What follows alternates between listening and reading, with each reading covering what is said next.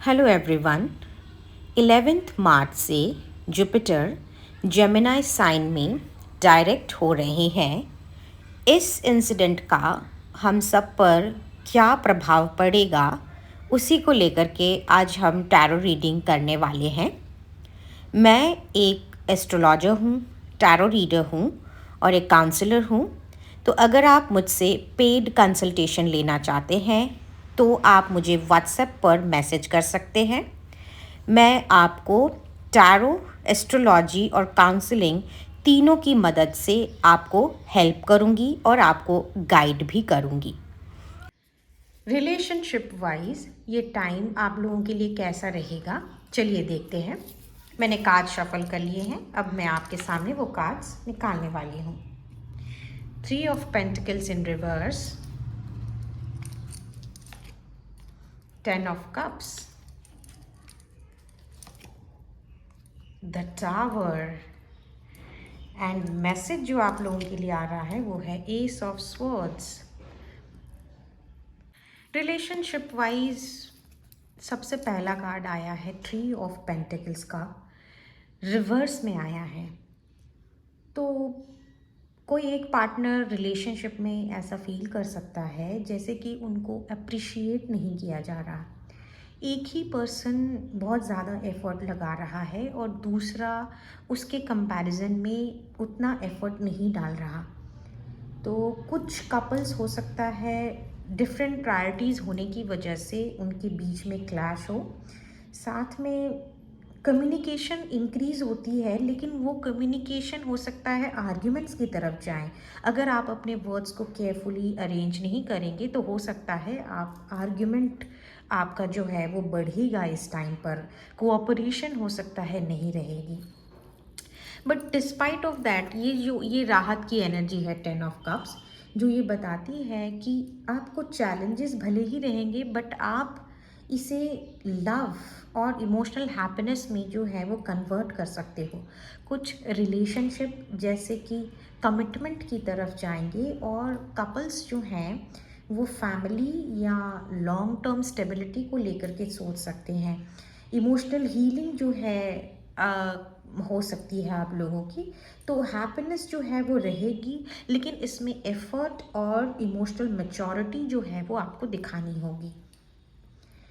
और ये जो सबसे थोड़ा सा हमारे स्प्रेड में जो एक ब्लैक कार्ड आ गया है, दिस इज़ द टावर, यानी कि जो अनस्टेबल रिलेशनशिप्स हैं वो अब कोलैप्स हो जाएंगे, यानी उनका हो सकता है ब्रेकअप हो जाए, या जो इल्यूजन्स थे आपको लव लाइफ में वो आपका टूट सकता है। लेकिन चेंज होगा, मतलब इट इज़ नॉट नेसेसरीली कि ब्रेकअप ही होगा, बट चेंज होगा।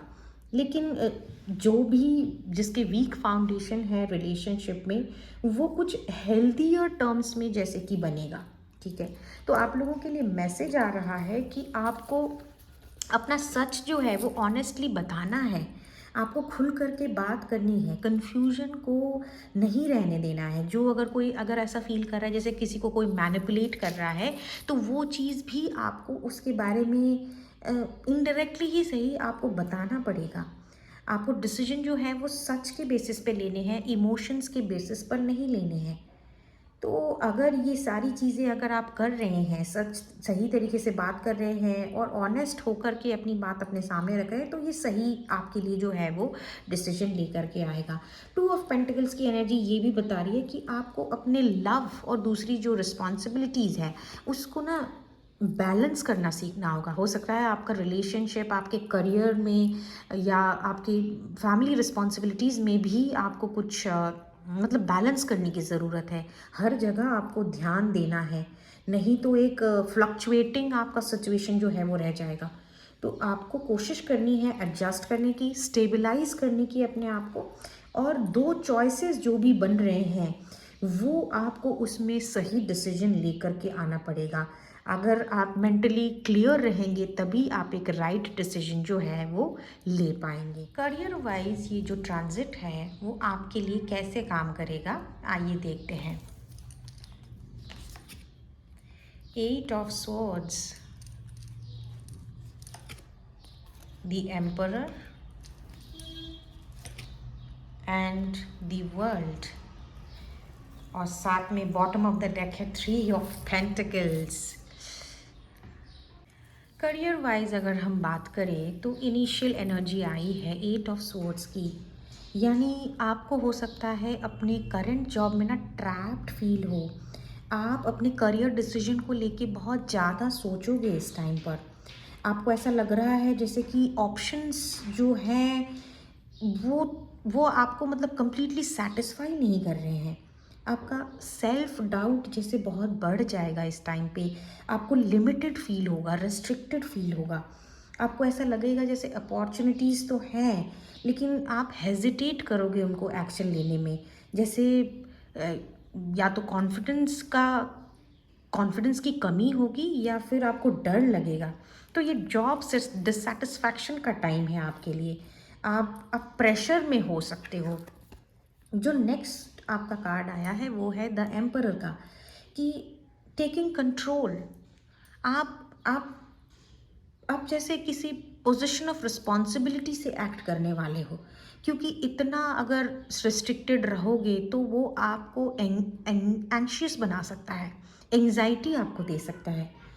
तो एक पावरफुल शिफ्ट हो रहा है कि आप हो सकता है या तो किसी स्ट्रॉन्ग बॉस के अंडर काम करोगे या फिर आप किसी क्लियर स्ट्रक्चर या लॉन्ग टर्म प्लानिंग के साथ खुद ही कोई काम जो है वो आप शुरू करने वाले हो।